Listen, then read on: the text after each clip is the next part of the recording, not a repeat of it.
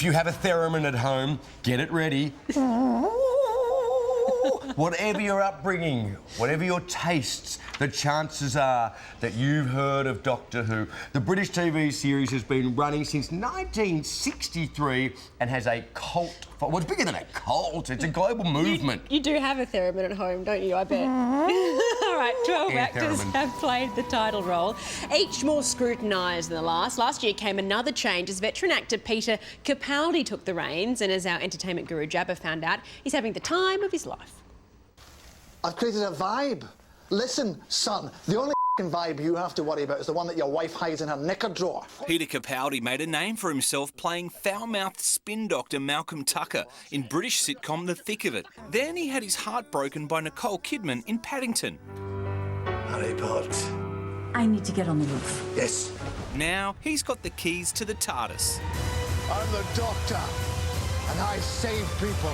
Thanks for joining us on Weekend Sunrise. Pleasure. In our mastermind setup. It's fantastic. Yes, it takes me back. Yes, I've never been able to appear in Mastermind because I don't have a special subject other than Doctor Who. Question 1. I'm nervous. What is Doctor Who's first name? Basil. Correct.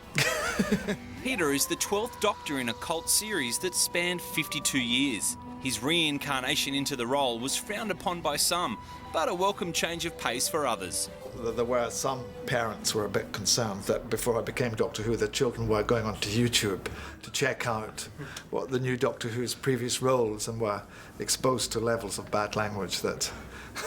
We do not advocate you searching Peter Capaldi as Malcolm Tucker for the kids. I am unbelievable. I have never been and if you try and me, you'll find my ass and grow fangs. Now come and... But Peter's career as an actor was actually sparked by Doctor Who. As a teenager, he often wrote to the BBC giving feedback on new episodes until one of the producers finally sent him a script. I had never even seen a script of any description whatsoever. I didn't even know what a script was. And this thing was like the Holy Grail or something. It was absolutely incredible. Fantastic. Have you still got that script? Of course, yeah. Have you got your own collection of Doctor Who stuff? No.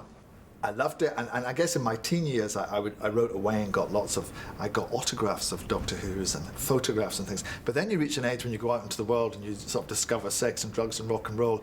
And I tragically had a kind of bonfire of the vanities where I threw out all of my Doctor Who stuff. Peter was 5 when the series started, and at 57 he's tied for the oldest actor to play the Time Lord. But he's already shown he can bust some cool moves of his own. When you made your entrance as Doctor Who in the episode, can you describe that for us? Because that was quite an entrance, coming in on a tank, yes, playing electric guitar. I opened the script and suddenly I was in a Cher video. Suddenly I was appearing out of the smoke on a tank. So that was great fun to do, but it is a bit frightening because you basically have to be strapped to a tank because it's a real tank. And it moves. But in fact, they were telling me the tank, because I was saying, where did you get a tank from? Because obviously I thought all the Army's tanks presumably are quite busy. And this tank, there's a company, they hire them for stag weekends. Even when he's not commandeering a Bucks night, playing the Doctor can be quite a workout. It is a tough job physically. The first, I remember that before I started the job, I invited Matt Smith, who was the previous incumbent, out to lunch. And he turned up in crutches. And I said, what happened to you? And he said, this show, mate, this show. And I thought, God, that's, he's absolutely, it's driven him to crutches, and he's about 100 years younger than me. So I don't know how I'm going to cope. But in fact, it's great. It's like going to the gym. Peter's Doctor is darker than predecessors David Tennant and Matt Smith, but he delivers a powerful performance. This is not a war. I fought in a bigger war than you will ever know. I did worse things than you could ever imagine. And when I close my eyes, I hear more screams than anyone could ever be able to count. No one else will ever have to live like this. No one else will ever have to feel this pain. Not on my watch. That particular speech about the futility of war, did that resonate in a particular way with you, with our current atmosphere in the world? It's something that the show hasn't done for a long time. It used to, in the 70s, reflect the real world a little bit more. But with New Who, as it's called, we haven't really done very many episodes which have in any way touched upon or satirised or reflected what's going on in the world. But that did, which I thought was a good thing, and also to let kids and young people have some sort of take on what's going on in the world. As for the future, the Doctor has a lot to look forward to. A new companion, a new series, and new fans.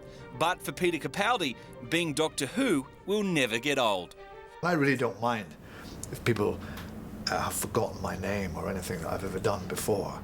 You know, for people to call out, "Hello, Doctor Who," or "There's Doctor Who," is a delightful thing to have happened to you. It means a lot to people, you know, and it's a good thing in the world. It's a sincere and good programme, which is about goodness and kindness and morality. And to be the sort of epicentre of that is a delight. I personally love him as the Doctor. My kids have got into it now. They just keep watching despite the fact it scares them.